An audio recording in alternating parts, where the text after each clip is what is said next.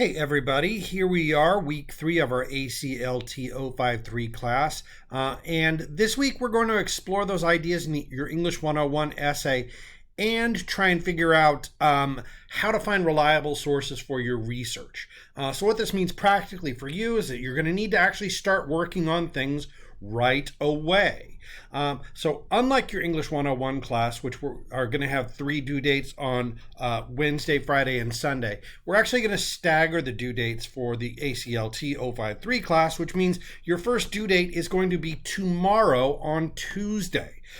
So some of the assignments that you need to finish by tomorrow at 11:59 p.m. You need to complete the CCBC training on information literacy. That's learning resource number 5. So that is a short training. It's pretty easy to get through. You should do it pretty quickly. Once you're done with that, I need you to complete your initial post in assignment 5 for the tech discussion essay proposal. So here's what you're going to do. So you're going to talk about what is the topic and why did you choose it? Who's the audience for your essay? What sources from the common readings are you going to use to support your topic? Very important. What information do you need to find on your own? What are you going to have to research? And then what do you want your audience to know, understand, believe, and do at the end of the essay? So you're going to have to talk about all of these things in your initial post, and that's going to be due tomorrow at September 14th at 11:59 p.m. So what that means then is on Wednesday, September 15th, so that everybody's kind of ready to go and they're starting to write their essay for 101, you're going to have to provide feedback to at least 2 of your classmates, at least 2, where you're going to write a 1-paragraph, 50-word minimum response. And you want to think about some of these other things as you're giving your response. Build on something your classmate said, explain why or how you see things differently, ask a clarifying question, sharing some insights that you might have that your classmate might benefit from. You can offer or support an opinion, validate an idea with your own experience, or expand on your classmate's post, or you can even ask for evidence that supports the post. That's going to be important as well. So the idea here is you are talking about your topic and your approach, and then you're getting feedback from your classmates about different ways that you can think about it. So this is going to be really important. Please make sure that you get it done because it's going to help you write a better essay.